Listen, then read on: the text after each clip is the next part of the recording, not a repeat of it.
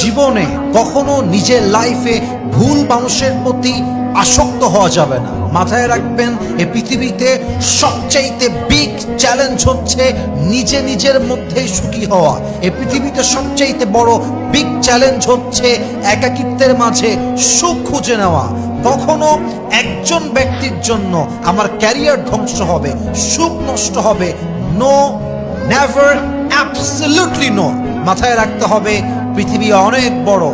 একজন মানুষ আমার মন ভেঙেছে তো কি হয়েছে, পৃথিবীর অপর প্রান্তে হয়তো এমন একজন মানুষ আছে যে মানুষটার মাধ্যমে আল্লাহ তাআলা আমার ভাঙা মনকে জোড়া লাগাতেও পারে। ঠিক কিনা বলেন?